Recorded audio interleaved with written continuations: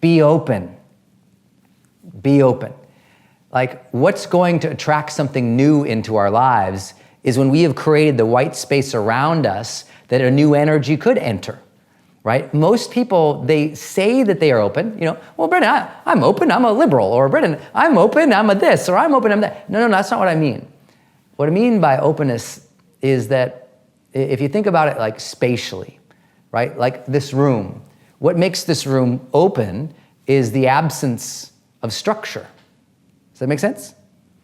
So in your own life, sometimes all that structure that you're trying to build to perfect things, to organize things, to discipline things, to keep everything great, that structure can also blind you or prevent and block out more coming in. So sometimes you need to be okay that your routine doesn't have to be perfect, that your habits don't have to be exact, that what you think needs to happen when you go into that networking experience doesn't need to happen, that dinner out with the girls doesn't have to go a specific way, that especially in social situations, you structure less. Lower your expectation, lower your anticipation, and instead go in with a full openness and trust to that universe, a full openness and trust of faith that something amazing could come in that you might not have any control about. If you need help on this, go watch that old movie, what's it called? Serendipity, with John Cusack, and I can't remember the lady's name in that movie. But it was all about, like, she was in this, she's gonna trust that things are gonna come back around. And it's a beautiful thing. So you have to trust that in your social situations, that things will come into you. Be open to that possibility of things working out. Here's a simple way to do that. I call it the door frame tag. Anytime I walk into a new door in a social situation that matters to me, right? I'm walking in to go meet somebody new, to go to a networking event, to go out with my friends into a bar. When I walk through a door frame, I trigger my mind to say this: what's this gonna be like? There's an enthusiasm. What's this gonna be like? Not like, I know what I want, like, no, what's this gonna be like? People who are like, what's this gonna be like, have higher curiosity. Thus, they have higher openness and faith and trust that something cool is gonna happen. That's gonna draw people into you. Like that anticipation that something good around here is gonna happen, that's gonna draw people to you, okay? So that openness, that trust, that faith, whatever you wanna call it. Need motivation? Watch the top 10 of Believe Nation, because I love it.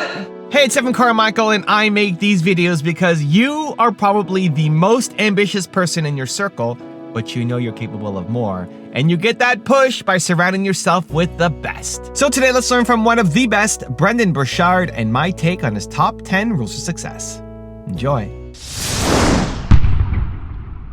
Rule number 2, learn to listen longer. The second thing we have to do is to learn to listen longer. And I know you're probably like, oh yeah, Brendon, listen, I know I gotta listen. No, I know, but people always say, be a better listener. I say, well, the essence of being a better listener is to listen longer. See, respect is really just a demonstration of listening a little longer. And I think what we have to do is train ourselves to be more patient with people, to listen to them without trying to solve their issue, without trying to input our own story, without trying to figure out the root cause of what's going on for them. I know this as a man, right? When I listen to somebody, especially a female, and she's upset about something, or she's venting about something, or she's complaining about something, or she's just speaking about something that she's very frustrated with, and it comes at me, it's easy. I'm like, I just want to solve it. I want to stop the noise, But that is not a way for me to deepen my relationships. What we have to do is allow people to vent at us a little longer without losing our patience. Matter of fact, some of my best friends in the world, I tell them the 20-minute listening challenge. When they get home, when their spouse comes up to them and starts sharing about the day and wants to talk about a bunch of things, I tell them, just weather that storm for 20 minutes. Just listen for 20 minutes. Try not to solve anything. Try to reflect back what they're saying, or just even be quiet and let them just go. And you know what the funniest thing is? After about 20 minutes, almost everybody runs out of gas. Now you say, no, Brendon, my partner can talk for hours and hours and hours. That might be true, but usually when they first connect with you, when they first see you, when they haven't seen you, there's like 20 minutes of stuff they want, and at the end of 20 minutes, they kind of run out a little bit, and they're like, oh yeah, so how are you? And that's when you say, oh, you know what, it was a really crazy day. Hey, would you mind if I just go get settled? Just give them the 20 minutes. Just when you pull up to your house, if you have to, just sit in the car, center yourself, then go inside the house and let them get you for 20 minutes. Just give them 20 minutes. Just give them 20. You can give them 20 minutes. You love them. Give them 20 minutes, then get yourself settled. But if I think we can learn to allow people more time to talk, we start to find greater connections with people. Often we just cut them off. Often we interrupt them, we tell them what to do, and the worst thing we often do is we say, hey, you shouldn't feel that way, and here's why. Or, hey, why are you feeling that way? And we try to do some root cause analysis when really we could just allow them to express themselves and they'll find their own way. So listen longer. Rule number 3, give more attention. The challenge right now, the disconnects in relationships are driven by mostly distraction today. The inability for people to look eye to eye, to feel each other, to sense each other, to be present in the moment. And so what ends up happening when the relationship goes astray, people start trying to, quote unquote, show love to another person. So what do? They go out, they buy flowers. They go out and they buy diamonds. They go out and they say, hey, look, honey, I emptied the trash. Hey, look, honey, I washed your things. Hey, look, honey, I ran your errand for you. And they're trying to say, look, I did something for you. They're trying to show something, a gift to that person, to recreate something, to have that love. But all people want to be shown is attention. And we forget that. They don't need something from you. Jesse Jackson said a long time ago, people don't want your presence, they want your presence. Meaning they don't want your gifts, your stuff. They want you, fully engaged, fully charged, fully connected with them again. If you're gonna improve any relationship, all of the improvement will come from a greater degree of attention and presence gifted to that person, to that moment. Learn to be vitally there and present with them again. Learn to have an entire dinner without looking at your phone. Can you do it? Learn to go out for a walk without bringing your phones. Go out and do something together with no phone, no distraction, just the two of you to have a moment together. If you don't think you can do that, then you're addicted and you need to seek digital help, right? It's like, do not tell me that you can't have a conversation. Look, I know you think you're important and we all think we're really important, but let me tell you, there is no person in the world who cannot learn to have a few hours where they can be human again with the people that they love. And that'll be the best gift you can ever give. You want your relationships to be fiery and zesty and spontaneous again, then those things can only happen in a moment where you're free from other distractions, where you can be with each other, truly experience something. I mean, think about it. The best memories you probably have in all of your relationships were times when the two of you were just kind of in a moment together, where you were truly, fully there, vibrantly connected, in the moment, present together in one way or another. Could be chaos going all around you, but the two of you connected and there was this feeling, there was a sense, there was like, bam. You were there for each other. Attention. You have to have the intention to give extraordinary amounts of attention to the people that you love. By the way, this is so vital because if you don't have attention, think about it. All the ills of relationships come in when people aren't giving themselves attention anymore, right? You can't show respect to somebody unless you give them attention. You can't pick up on their nonverbal cues or guesstimate or feel or sense or mirror their emotions, their energetic level. You don't know if someone is down or up unless you're attentive to them. So all ills in relationships begin with giving better, more present, and vital attention to the person that you love. Rule number 4, practice positive projection. Practice positive projection. What that means is you should be assuming the best about your partner and projecting positive traits and ideas onto them. Assume that they are doing their best. Assume that they are thinking of you. Assume that they are trying to do things for you. Assume that at least they're not trying to cause any harm. And this is a tough one, especially if you've been in a relationship a long time, because you've probably already discounted me and this video just because of that piece of advice, right? You say, no, Brendon, you don't understand. My person is always a bastard. My person is always trying to do this to me. They're always trying to do that to me. And hey, look, I don't know your situation. That could be true. But what we do know from relationship science, and it is a science, and you can study communication, you can study the different ways that people connect in their intimacy, in their relationships, in their marriages, and you see over and over and over again that often one partner says something to their other partner, and that person completely blows it up in their mind with this big story about how this other person is, trying to control them. How this other person is clearly belittling them, is clearly being condescending, is clearly hurting them. But when you look at the transcripts of their conversation, you see that the partner over here really just said something very matter-of-factly. And this person who's offended drew all of their past history or some negative parts of the couple's history into that conversation and projected that onto what the person said.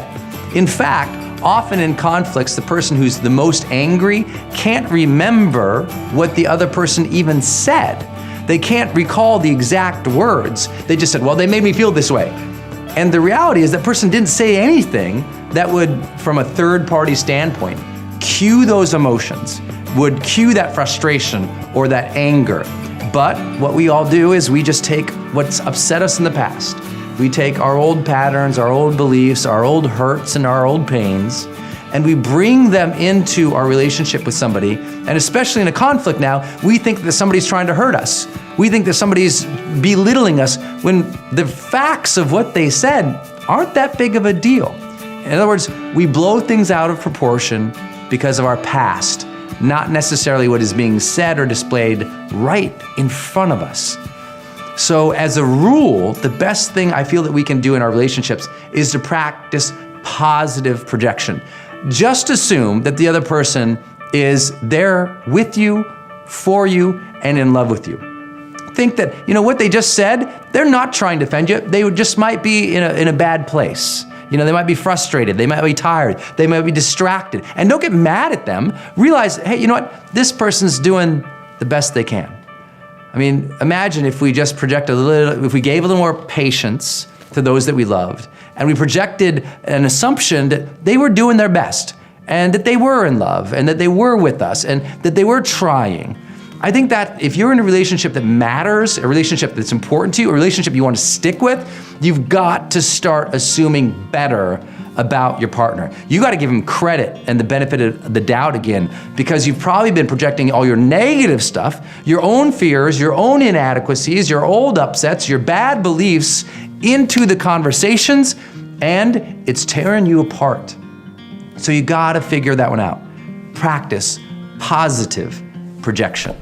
Also, to make sure you're actually taking action after watching this video, I've designed a special free worksheet just for this video. The worksheet will highlight all of the lessons learned in this video, as well as pull out our 3 favorite learnings and quotes that will inspire you to actually do something. The worksheet will also give you space to write down what your key takeaways are and your specific plan of action to make sure you're getting results. If you want the worksheet designed specifically for this video, absolutely for free, there's a link in the description below. Go click on it and start building the momentum in your life and your business. I'll see you there.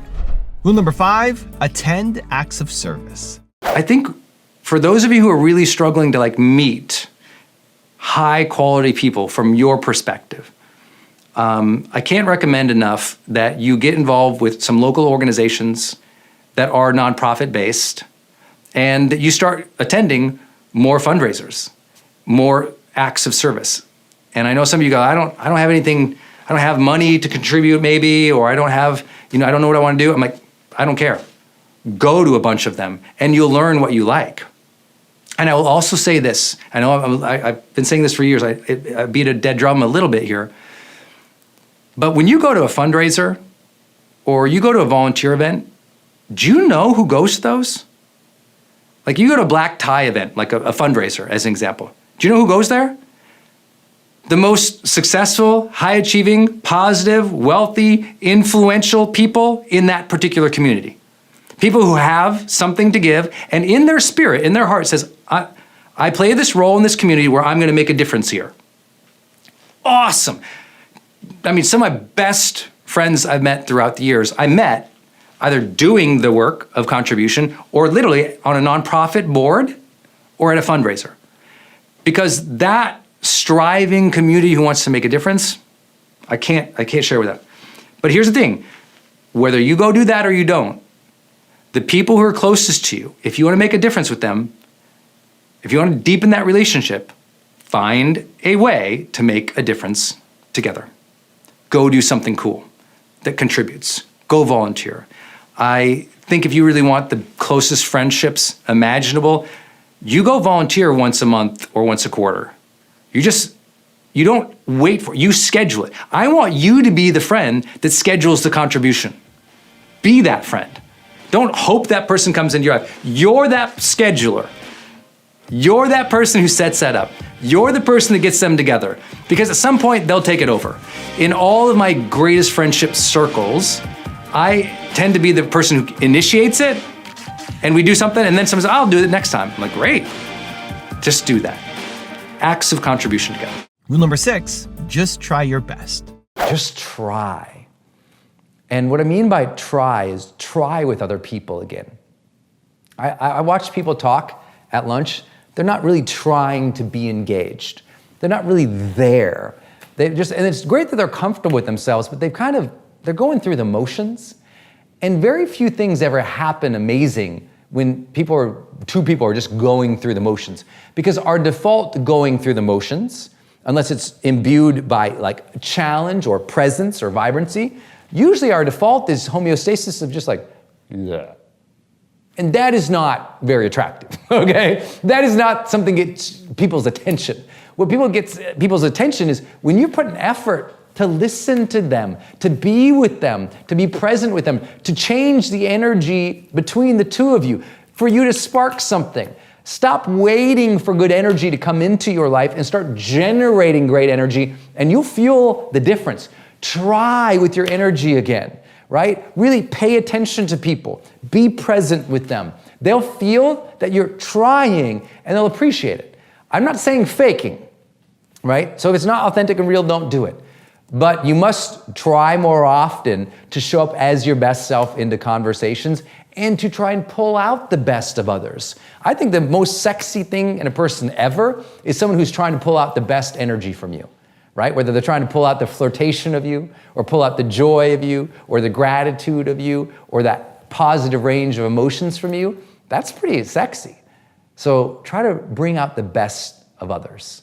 Rule number 7, adore people. You have to adore people.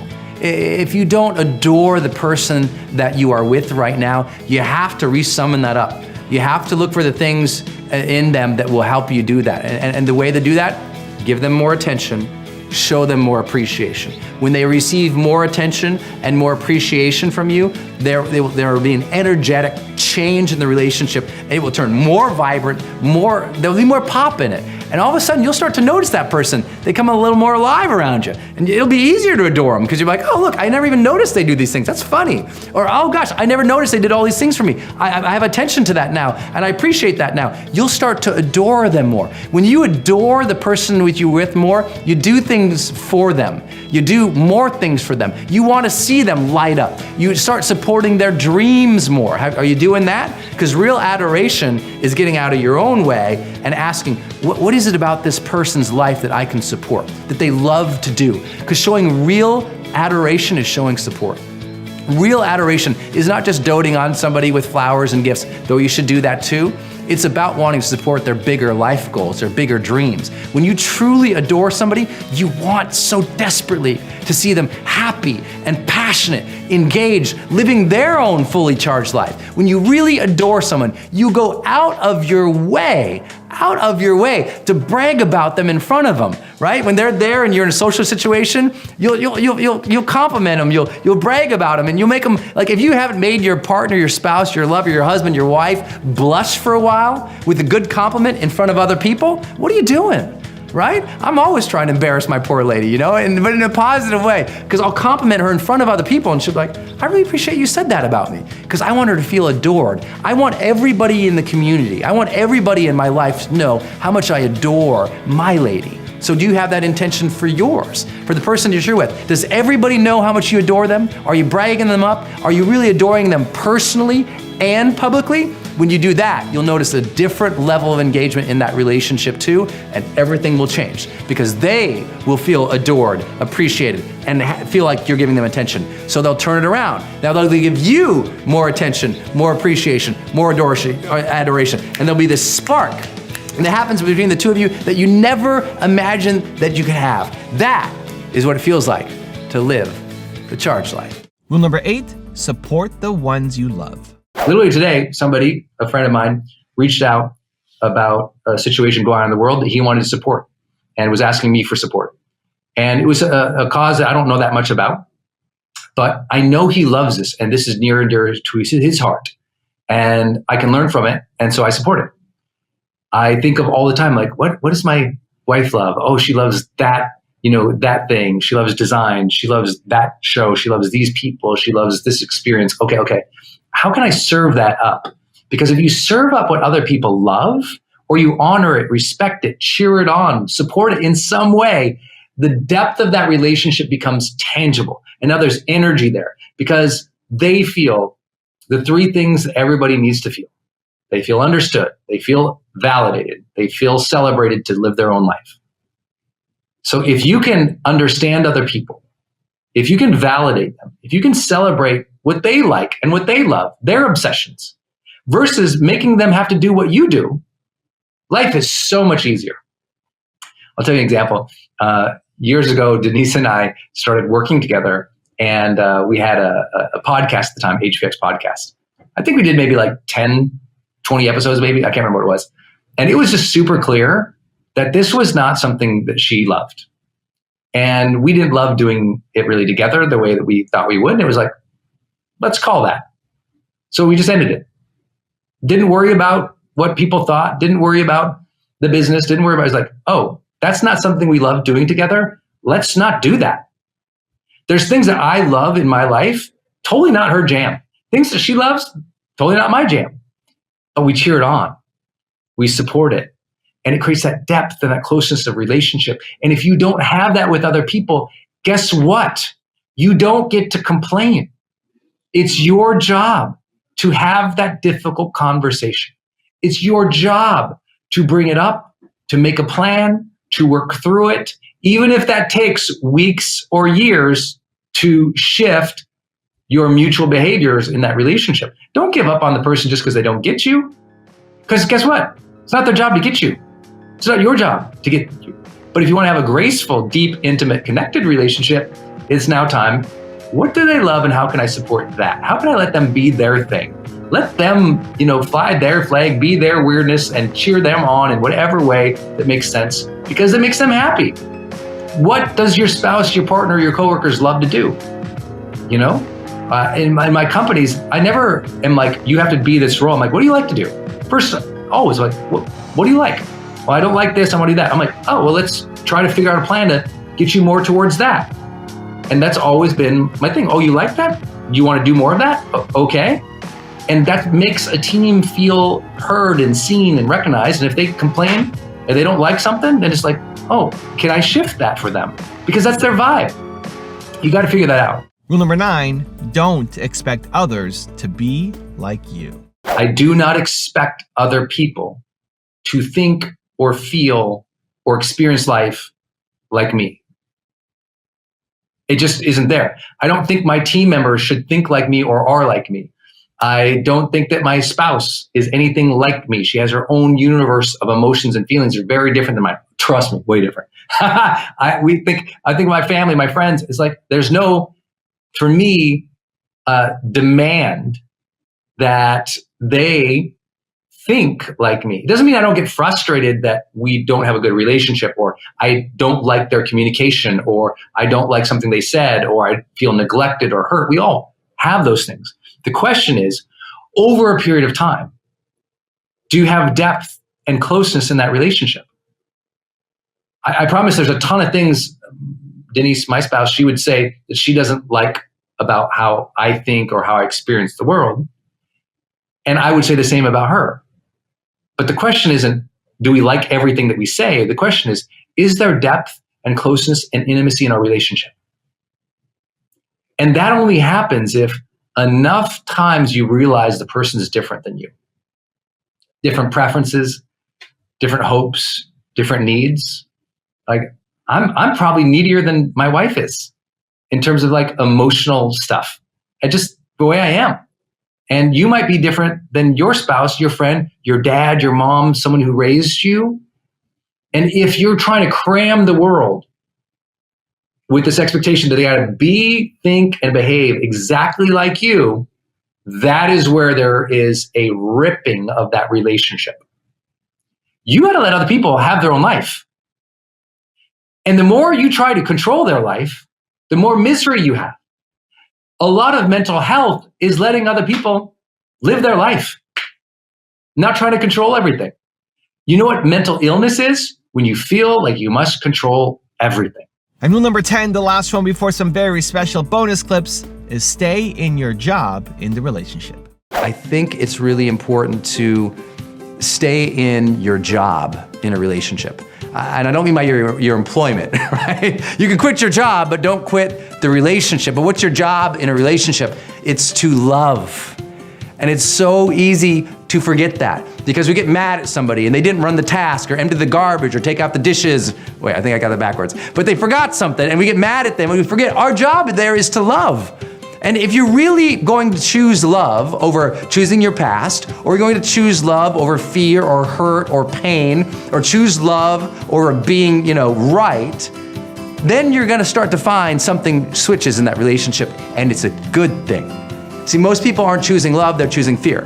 Most people aren't choosing love, they're choosing hurt. And because of that, over and over and over again, that simple choice in the relationship, they're not approaching the relationship with the intention of love. Right? If you can approach your relationship with the intention of love to say, look, I'm just gonna keep bringing joy and love and acceptance and compassion and empathy and vibrancy and sensuality to this relationship, and you're always doing that more often than you're bringing the negative stuff, that relationship will suddenly start to turn positive. It will get easier as you change your intentions to be more geared towards love. That's your job. Stay in your job in the relationship, to love this person, to make their day, to surprise them, to care for them. Stop asking so much what you're getting from the relationship and how they've done you all wrong, and start asking, what have you been doing right? What have you been doing to add value, love, energy, vibrancy, sensuality to their life? What have you been doing to love them? Ask the question, how can you deliver more love to your partner and to the world? And you might start to experience what we call the charged life. Well, imagine like last night, I'm going on the stage, right? If my identity says I am a public speaker, and it is important for me to be excellent at this, and then I go on stage and I bomb, what does that say about me as a person? So we've got about 50 years of work in psychology, the field of psychology, saying do not tie your efforts to your identity, because that risk of disappointment or rejection, if the task fails, you shouldn't take that as a defining moment in which you say, I am a failure. Right? So that's the risk, and that's what psychologists tell us to be wary of. Except it turns out that high performers flip that on its face and go, well, actually, no, I do get bothered if it fails. I really get upset about it. I am attached to the process here. I do care if it turns out well. I mean, that's why they obsess about the details. That's why they care about excellence. It's like, no one obsesses about the details or cares about excellence unless it means something to them.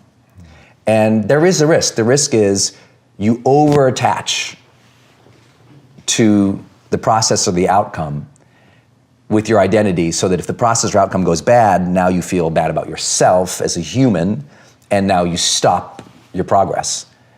But I also tell people there's a balance there. I actually wish more people would attach some identity to what they're doing. They wouldn't go through the motions as much. I mean, I think what the world needs less of is half-interested parents who don't have an identity that says, you know what? I'm gonna be an excellent parent. I think we have a lot of CEOs or business people or entrepreneurs who they've never stepped in and said, you know what? I'm a CEO. I own this business. I am responsible for paying the bills. I am responsible for making the money. I'm responsible for all these people's mortgages who work for me. Like I want them to own the identity of a CEO, because most of them, if you ask them about their identity and their business, they're kind of like, you come to find, they're kind of approaching it like not even hobbyists. And it's like, if you want to win, your identity has to be tied into that thing in which you are trying to succeed at and give to. And that takes a lot of guts to put yourself all in for something, but who's ever contributed something with tremendous impact without being all into it? I've never seen it. So I think the message of the book, you're right, I'll get some flack from people, a lot of psychologists say, don't tell people to tie more of their identity. Or my friends who are Buddhists will say, but attachment is the form of all suffering. Brendon, have you not read your spiritual texts? I'm like, look out, calm down. I've hung out with the Dalai Lama. I'm totally cool. But what I'm trying to tell you is even the Dalai Lama has a connection with himself as a spiritual leader. His identity is still there. That people, assume that, we have to release ourselves from having any attachment to something. But I'm like, I think we all want to be present and engaged fully in the things that we are doing in our lives. And that's going to require us to say psychologically, you know what, I am all in this. That's what I'm about. What we found in our research, which surprised me, high performers do not report working on their strengths any more than regular people. Mm-hmm. So that's not what gives them the edge. One of the chapters opens up with this guy who wrote this email, really highly successful guy. And he wrote this email to me, says, and I'd put him through all this. I put him through StrengthsFinder, the Berkman, the Colby, the Myers-Briggs, put him through everything. This is one of my first coaching clients ever. I knew everything about him. We knew all his background. We did all the homework. Had his peer review, his 360 assessments from work. And then I watched him fail for 2 years. And he wrote me this email and he said, Brendon, stop telling me like what successful people are like, because we know my strengths, so I'm not getting ahead. And start telling me what they do.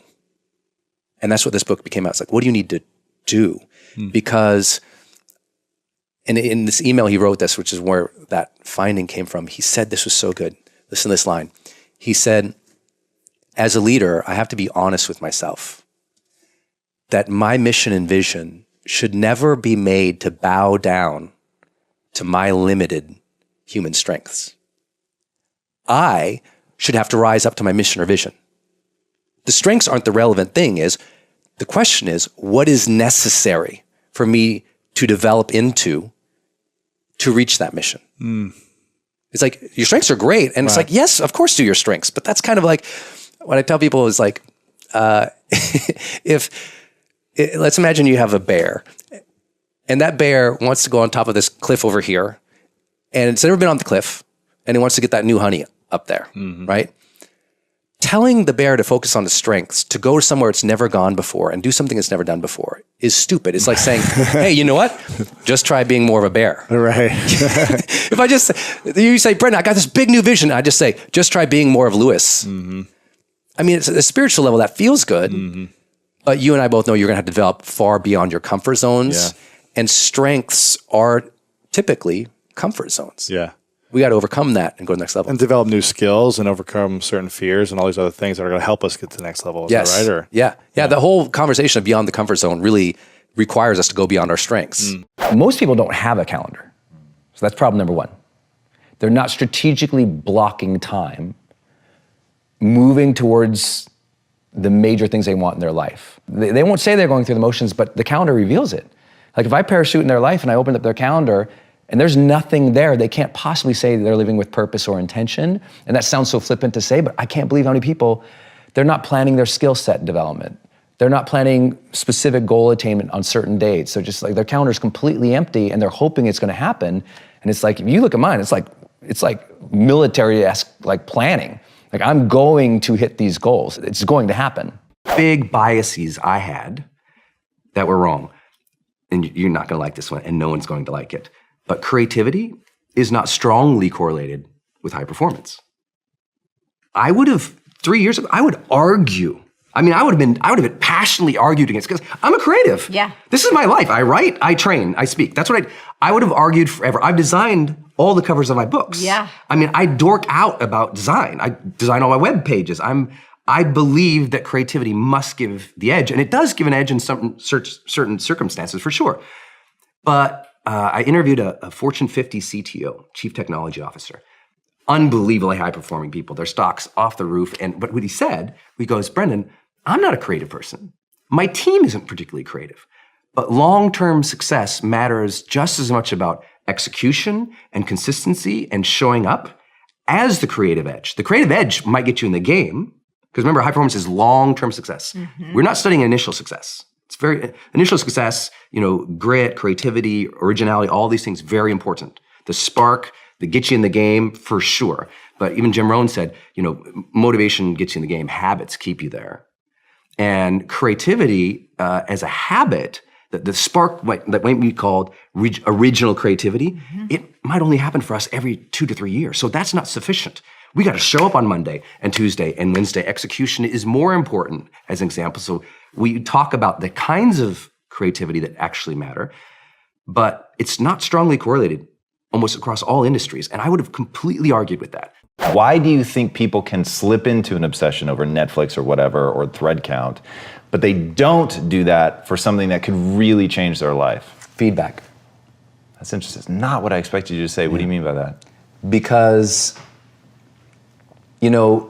buying something or getting pulled into Netflix, being obsessed about something that gives you no feedback is not scary. A real obsession, like trying to make an impact in the world, you're gonna get feedback. You try to make a difference in somebody's life, they're gonna tell you, that doesn't resonate with me, Brendon. You try to make a difference in a nonprofit, you try to change the world, you try to start something like this, and the views come or they don't come, there's feedback. And people are terrified. It's one of the 4 central fears we all have is rejection. We're terrified, to be rejected. And think about, if you really want to make an impact, you're going to get a lot of judgment, you're going to get a lot of hate, and ultimately you're going to get rejection. People are going to just diss on you. People are going to say that's not good enough. People are going to say, who do you think you are? And people are so worried about that they stop. And so it's easier. Things that don't give you feedback. Watching Netflix don't give you no feedback. It's easy. There's no disappointment there. Even if you don't like the show, what do? You just go on to the next show. There's no disappointment there. I think trying to make an impact, there's a lot of disappointment and fear and potential for rejection. So people don't get obsessed about making a difference and making an impact because it can hurt. People always say, well, Brendon, I lost my motivation. I'm like, you didn't lose your motivation. You forgot to show up in the morning, look and think and feel, what is it you are fighting for? See, you just show up and sometimes you check your inbox and you look on social media or you listen to that podcast or even you do your workout, but you're not thinking and obsessing, what is it I'm fighting for in my life right now? Or who is it I am fighting for? Because if you begin your day grounded in what you find to be purposeful, meaningful, important, fulfilling, and you say, what is it I'm fighting for? Why am I showing up? Why is it necessary that I deliver with excellence today? And you really emotionally get connected to something. That's the challenge. People are losing their motivation because they're not emotionally connected to anything. Outside of the outrage on social media, outside of the outrage of the news, they're losing that fire inside that wants to build something, create something, deliver something, overcome something. So now they're just focused on everybody else. And the real thing is they didn't lose their motivation, they got distracted. 2 different things, right? If you're really connected with what you are doing and why you are doing it and who you are doing it for specifically, everything changes and you'll overcome even the distractions. I've written 6 books now. I have been surrounded by so many critics and so many judgments. We have 200 million video views on my videos online. Guess what? A lot of the people were haters. But instead of seeing them and getting angry about it, I just see it and it's like, swipe. It doesn't affect me anymore. Part of maturity is getting to that point where you can see criticism and see hatred and not make it your own. Not make it about your identity, to allow other people's opinions and judgments to live out there because they're not going to go away. You need to accept that. The criticisms, the judgments, the hatred, it's not going away. You'll probably only hear more of it as you grow, even as you get more fame or more people liking you or more people accepting you or you get promoted. People ultimately will support you as you get momentum, but people will still hate you. So if you don't deal with it now, if you don't make a switch in your mind that says, either I'm going to limit my exposure to them or I'm going to change how I react to them, you will always be slave to other people's opinions, and that is not a life of freedom that you want to live. You got to let go of those things that upset you 3 years ago, 5 years ago, 10 years ago. If you're an adult and you're still angry and pissed about things that happened to you in high school, you need a therapist. And I say that with all sincerity and all respect. If you're having mental thoughts that are coming from a place that are literally based 5, 10, 20 years ago that you just didn't deal with yet, you need help dealing with it. And you need to get yourself a meditation practice or a therapist or into some kind of way that you're on a consistent basis letting things go. Here's what I do. Every Sunday, I go, okay, what was I pissed about this last week? What really bothered me? Okay, I gotta let that go. Because you can't keep charging into the next week angry from last week. You gotta let it go. You gotta find a clean slate for yourself so that your soul can expand and can be positive and can be ambitious and motivated and serving the next week. Because listen, anger after anger after anger, hatred after hatred after hatred, criticism after criticism after criticism, rejection after rejection after rejection, outrage after outrage after outrage, it weighs you down. So you've got to change how much of that you're taking in, and you've got to make sure every single week you're doing some kind of like mental detox to let that stuff go. And instead of cultivating the anger, cultivate the gratitude, cultivate the enthusiasm, and you can change your life. So what if your parents don't support you? Who cares if your team doesn't support you? Who cares if your friends think you're crazy? Who cares if nobody in this world sees your dream? It is not your parents or your professors or your peers or the world's job to support your dream. That's your dream. That dream was sowed into your heart. That dream was given to you to nurture, to protect, to fulfill.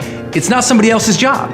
So if your parents don't like your idea, you don't have to live your life to please just your parents. If your friends think you're crazy, it's not your job to make all of your friends think that you're sane. If your professors or the people in your community think, oh my gosh, you're just reckless and crazy and stupid, it's not your job to prove that you're smart to them. Your job is to fulfill that heart's desire. Your job is to fulfill that part of you that is begging you and pleading you to follow your dreams, to follow your heart, to create your thing. So first and foremost, don't think that it is everybody else's job to support you. It's not everybody else's job to cheer you on, to give you money, to invest in you, to pat you on the back every time you walk into your house at night and you did a good job. It's okay that other people have a different vision for themselves than you do. Just like you don't need to judge other people because you don't like their dreams, their desires, or the way they live their life or do their 9 to 5, then you shouldn't worry if they judge yours. And that's the first thing I always tell people is it is not other people's responsibilities to support you or to believe in you. And I know that. You know, when I wrote my first book, no one believed me. I quit my 9 to 5 job, and everyone goes, well, you're so crazy to quit this job. Who are you to be a writer? You're a dumb kid. And it's true, who was I to be a writer? But I didn't worry what other people thought or if their judgment was approval for me to go ahead. In my heart, I knew I wanted to write. I wanted to create. And that desire was what I listened to, not other people's judgments or opinions. And remember, most other people's opinions are completely uninformed opinions about you. So I say, first and foremost, own your dream. It's yours, your job to cultivate. It's okay if nobody else believes you.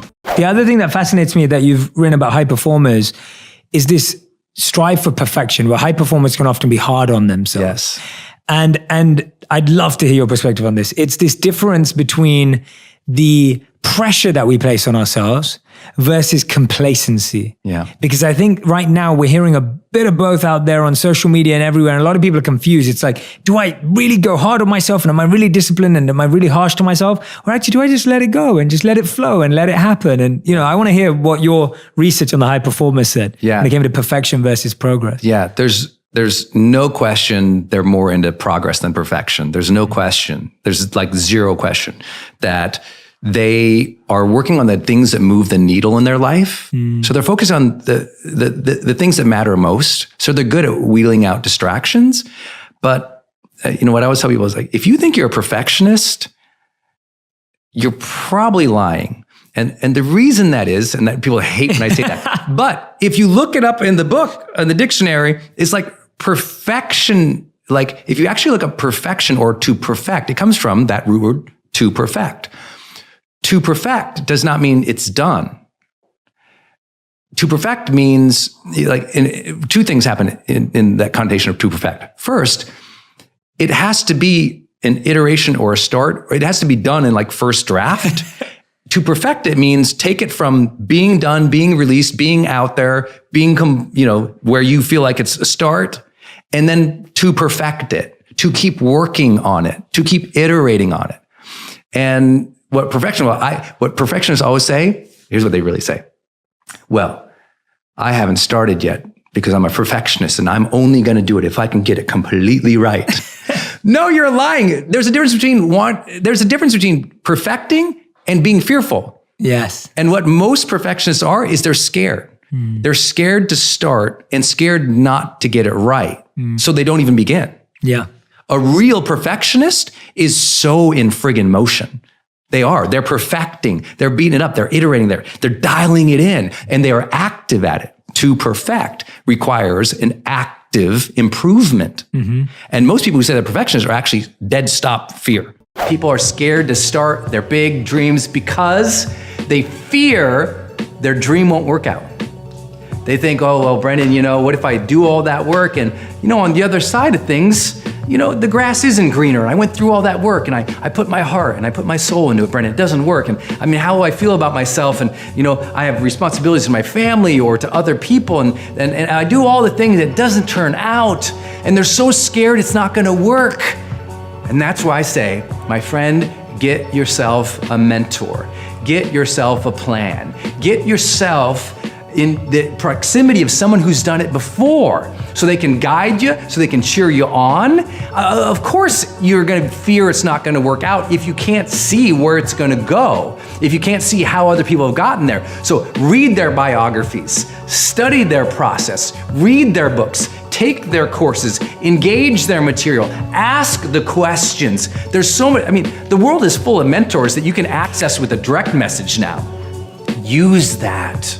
Ask the questions. There's seminars, there's live events, there's online courses everywhere available for you. There's a bajillion TED Talks. There's a bajillion biographies. Why aren't you consuming more of those to understand people's emotional journey, to understand their process, to understand the big decisions that they made, to understand their regrets, to understand their lessons? Of course you're scared to start if you haven't seen the illuminated journey of others. But once you see the map they took, once you hear their process, once you learn the mistakes they made, now that emboldens you. Your mind goes, oh, I got a little more clarity here. With more clarity comes more confidence. With more clarity, confidence, momentum, you'll go after that, my dream, my friend. No matter how small you start something that matters. Why are you so good at relationships? Like, what are a few of the things that make you bond with people as quickly as you do? I always come back to, there must be an intention there. So the intention, where did the intention come from? So the intention for me came from, when I was on my deathbed, and in, 2 times in my life I thought I was gonna die. And the one that gave me the greatest gift was the did I love part of did I live, did I love, did I matter? I saw scenes of my life. When I thought I was gonna die, I saw scenes of my life when I was surrounded by the people that I loved. And my instant feeling was, I'm gonna miss them. And they're gonna miss me. And I'm dying, and that's so sad. And that was as important as, did I live my life or did I make a difference? It was like, I'm so sad. And I got that as a 19-year-old kid. Like, a breakup of a relationship sent me into suicide. That realization was like, oh my God, at the end, all you're gonna wonder is about your family and your friends and people you loved, and all they're gonna miss you. So I got early that one of the objectives of this game has to be deep relationships. High performers, they kind of know the service they want to bring to the world. That's why I was like, Jay's gonna smash this. Because you were so humble, you're like, I've only been doing this X amount of time, Brendon. but you already knew you wanted to make wisdom go viral, and you knew what was true to you.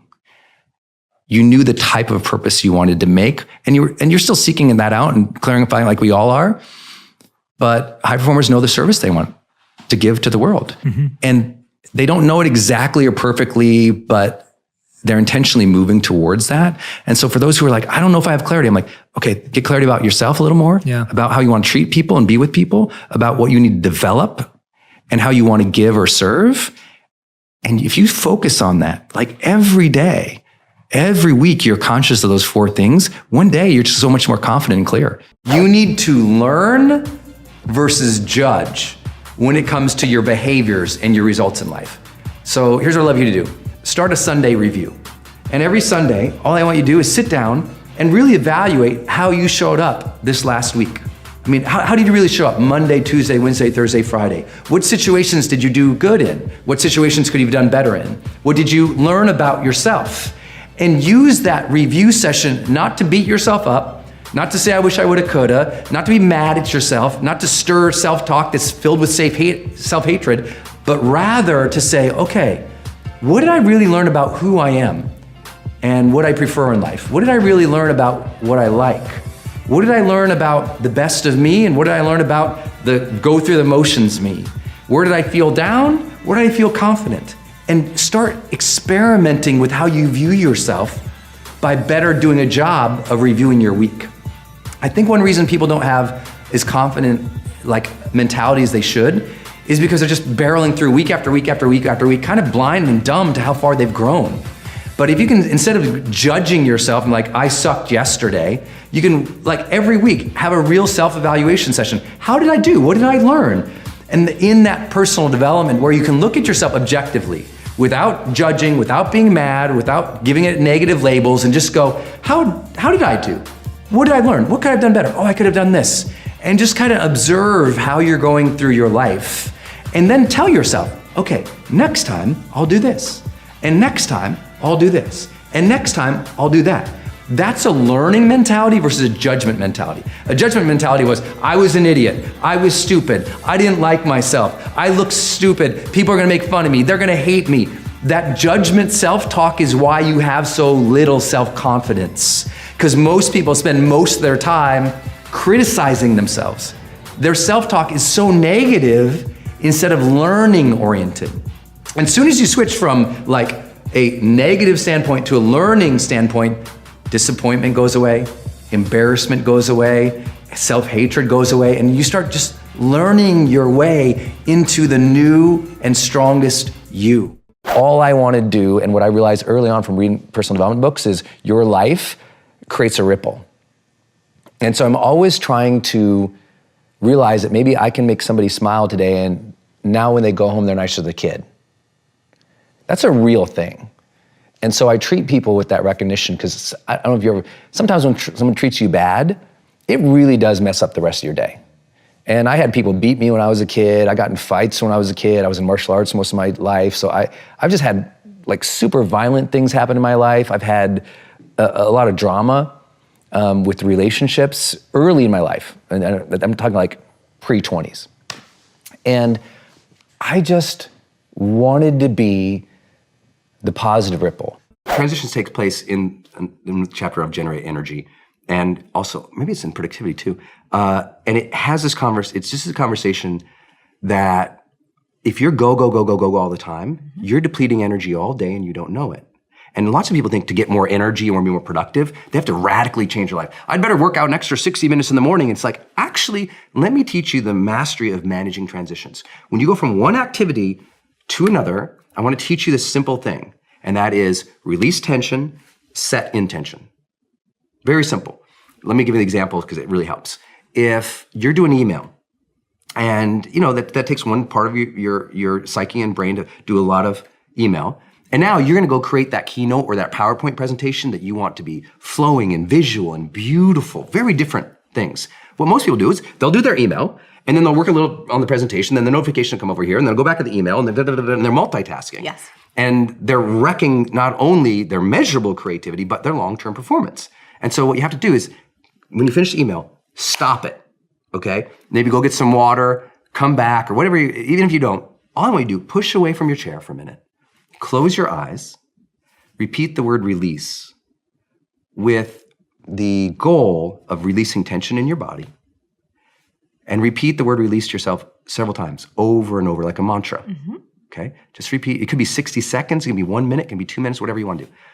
Just do it until you feel like your body and your mind release a little bit. Then, before you open your eyes, set an intention. Say, okay, Brendon, you're going to work on this keynote now. Your intention is to make something that grabs them right at the beginning, and then make it really move fast, and make it make it visual, and make sure that it builds emotionally throughout the thing. So when you make a call to action at the end, bam, and then open my eyes. Now work on the presentation. I'm clean and free from the previous activity. Yes. And people will feel an unbelievable amount of energetic, just power come back from there. I worked with a major founder in the startup Silicon Valley world, flew me down at 3 a.m. I guess it was around after midnight on a private jet. It was just this crazy. He was having a lot of trouble, just exhausted, literally depleted. This person's incredibly well valued in his company, lots of employees, everyone knows who the person would be, but miserable. Just go. And I said, well, what's going on? And one of his major things was he was wrecking his relationship with his wife and his children. Not because he was maybe just overworking. He would just carry a lot of the work into his house. Yep. So one of these guys, I said, I want you to pull up to your house after the day of working. Don't get out of the car. Pull up the house, just close your eyes, repeat the mantra, release to yourself, maybe for 5 minutes. And then before you open your eyes, set the intention. How do you want to be with your wife when you enter the house? What kind of dad do you want to be to your daughter? Just set that intention. Open up your eyes. Now go in as a different man. And it changed his life. His email to me is in the book. I read it. It's fantastic. It just works. That means just release tension, Yep. set intention. It's just, your transitions are where most people's bleeding out their energy and they don't know.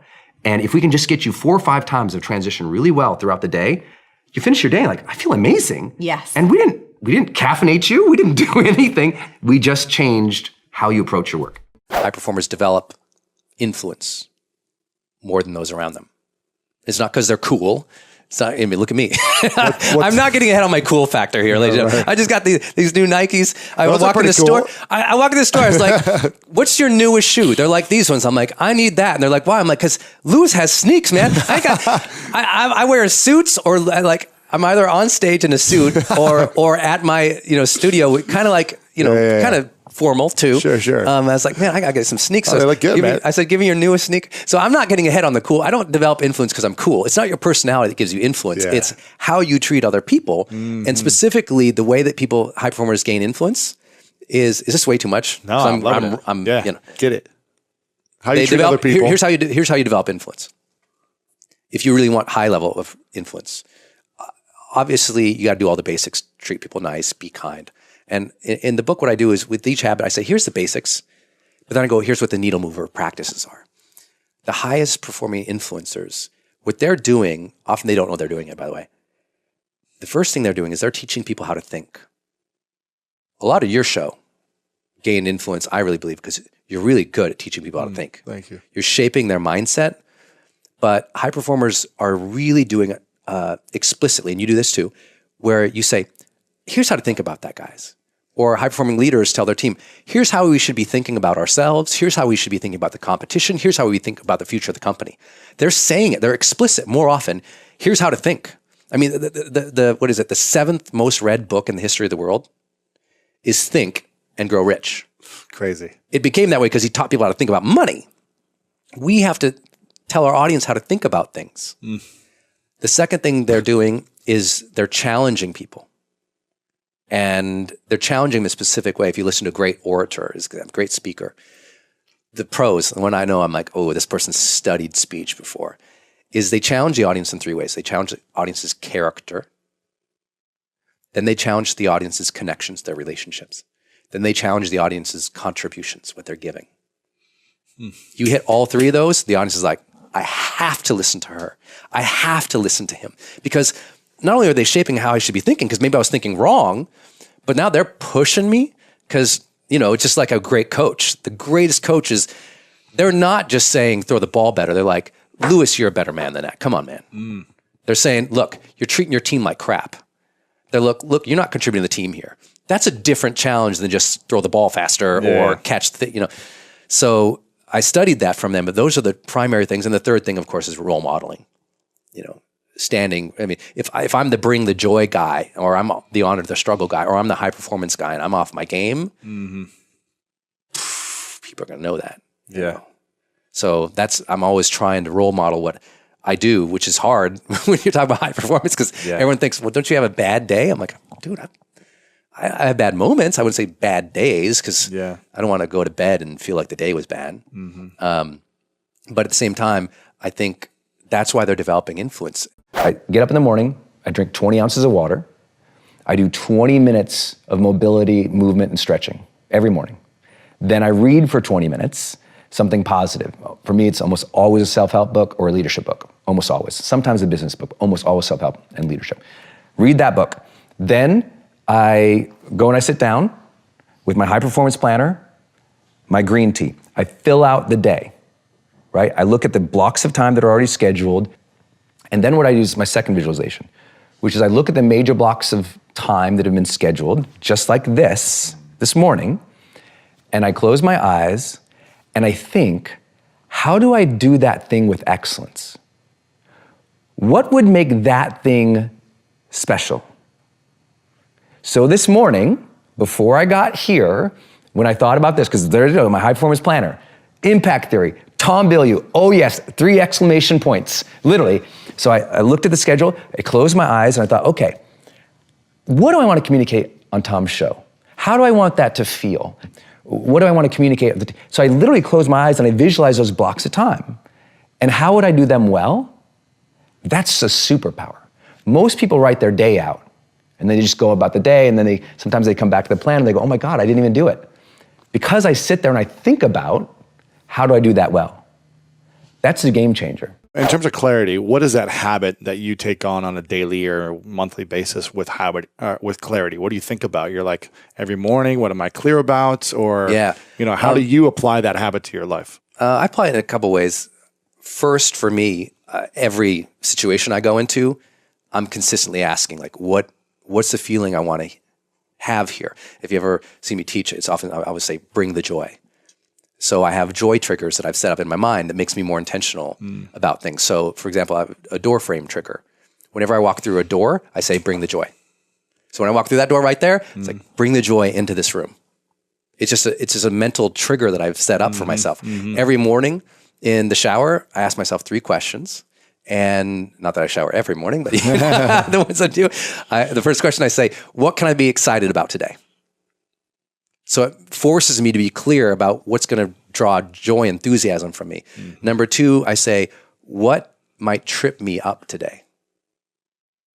Because usually I know what's going on in the day. I'm like, what might mess me up? Where might I not perform well? What might bother me? And number 3, I say, what can I do to surprise somebody today? To give a gift of appreciation or acknowledgement today. And so I think through that in the morning. So I think that helps me begin my day pretty clear. Then when I sit down before I do work, I literally look at my calendar of the day. I did this morning, and I look at whatever's going on in the day, and I think about it for 20 minutes. It's one of my 20-minute routines in the morning. I literally think about my calendar for 20 minutes a day. And people think that's crazy, but what I'm thinking through when I'm looking at the calendar, I'm like, okay, I'm going to have that call. What do I want to happen on that call? What's my intention for that call? What's my goal for that call? What's the feeling for that call? How do I want to end that call? I'm going to have that time with Lewis. Like, how do I want to be there? And how can I make sure I enjoy it? Because it's a big deal. I love your show. I want to do a good job. I want to share something good for the people, even though I have no idea what you're going to ask in this. I want to be present for that and make sure I'm really there, even though maybe I have a head cold today. It's like it's like just thinking through it. I think that helps me. It keeps me asking questions. Every Sunday, I do a life arenas assessment. That just means I think there's 10 areas of our life, and I score myself in them. And this is about my 11th year of doing this. Wow. So each area of my life, from emotional quality to happiness to relationships to time to hobby, etc. I just give myself a score of 1 to 10. And 1 means I suck. And I was horrible in the previous week on that. 10 means I did a good job. And then I ask, how can I do better? It's my Sunday routine. Yeah. And it just keeps me clear. And it's not like I don't sometimes, like everyone else, wonder what's going on or what I'm doing. But those habits, those were my habits. You have to establish your own for seeking clarity. Right. But when you have them, you weaponize your life. High performers are not dissatisfied strivers. They're not. They're happy. High performers are happier than their peers. We all believe that to get the top, it's going to be lonely at the top, and we all believe you have to grind and kill yourself to get there. Yeah. And that's completely wrong, and the data proves it worldwide, which is, I think, just overcoming a lot of people's biases about how you work today, because right now, especially today, grind on social media is so popular. Or hustle. Or hustle. And by the way, none of the top 15% of high performers worldwide identify with those words. They literally don't. We asked them, we did a whole keyword analysis. Yep. This was actually pretty cool. And high performers explicitly say, these are the 3 driving feelings. If we said there was a high performance state, it's driven from these 3 things. Number 1, full engagement. Yes. Number 2, joy. Yes. And number 3, confidence. Yes. That's what they relate with, okay? That's where it's coming from. It's a joyous journey, not a dissatisfied one. And I had this conversation in the book because I'll kind of maybe frame it this way. Each of these chapters opens with a vignette of somebody I worked with or a situation that I was in that demonstrated high performance. In this particular situation, I'm walking on a stage, thousands of people, after a very famous musician was out there and was telling the audience that person's secret to success, remember, thousands of people, yes. Their secret to that person, their whole speech, their secret to success was never settle. Never settle. Nothing is enough. Never settle.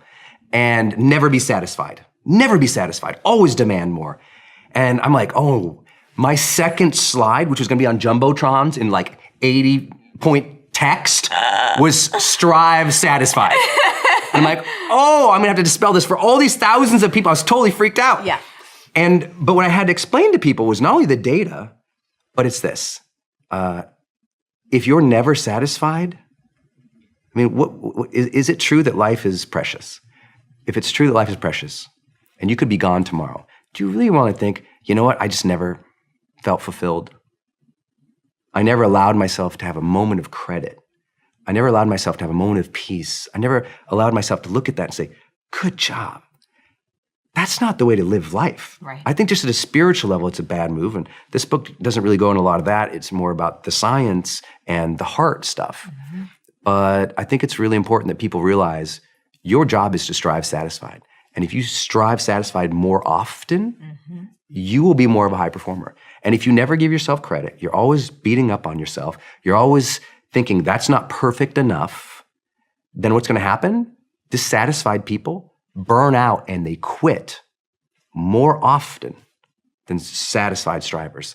So take joy in the moment, engage with what you're doing, allow credit and satisfaction and joy to come in. You can always be improving. Of course. But be improving joyfully. Yes. And if you're improving joyfully, then you're learning, you feel curious, you feel engaged, the joy is there, you'll get more confident because you're like, I'm gonna learn through this anyway, this is gonna be great. Because this thing is all over social media right now, like, grind, work, whatever. And I'm like, it's popular and I see why that happens and I see why it's catchy. It's just not scientifically valid. Yeah. What does that rebuilding process look like for somebody who's trapped in depression and suicidal thoughts? Yeah. I've been there a lot in my life, especially before my car accident, my teenage years. Then the first woman I ever loved, we had a big breakup, and that breakup sent me down into depression and suicidal planning. And it's tough to dispense advice to people other than get help. And I'll share why. Because that time in my life, I had so many people coming up to me. My friends would come into my dorm room and they're like, Brendon, let's go do something. And the hope is lost. And what people, I think, make the mistake of trying to do is hype people up.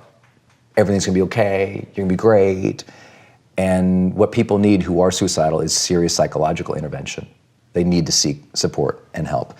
And outside of that, when they do get that support, the first thing a great therapist is going to do, outside of the emotional reflection work of why are you here and what has caused this sort of pattern for you, they're going to get you starting to get some momentum. The most important thing is when you are super down, outside of finding that emotional reasoning for where you are, is to start getting momentum. Because with momentum comes hope. With momentum comes motivation. With momentum comes, that feeling that there's a reason for tomorrow. And so it's as simple as just saying, okay, what are 3 things I'm going to do today? And I don't mean that like a lot of personal development guys would say, like, what are your 3 big goals for the day? Arr! I'm like, dude, sometimes that first goal is, I'm going to shower today. I'm really going to shower today. I'm going to walk to the library. I'm going to come home. And that's all they got. Like literally, that's all they got.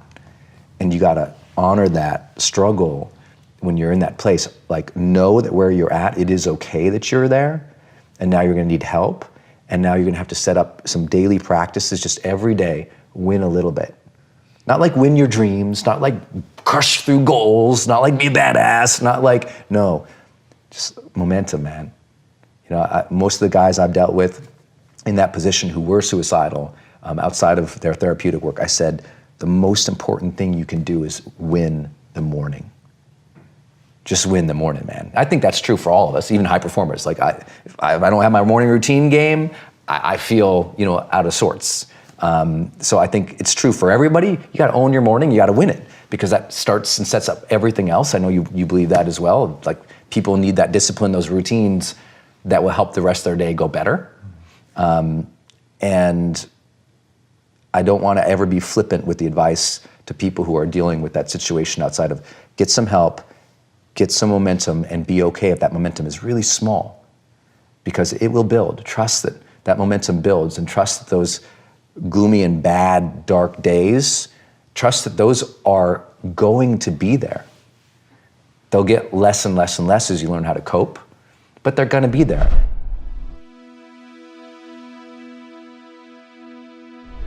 Because you made it this far in a video, I want to celebrate you. Most people start and don't finish. Most people never actually follow through. Most people say they want something, but they don't ever do the work to actually get it. But you are different. You are special. Believe Nation, you made it here all the way to the end, and I love you. So as a special celebration, if you put a hashtag believe down in the comments below on this video, I will showcase you and celebrate you somewhere on the screen in a future video, because you are awesome. To see the top 10 I did on Esther Perel, check the video right there next to me. I think you'll love it.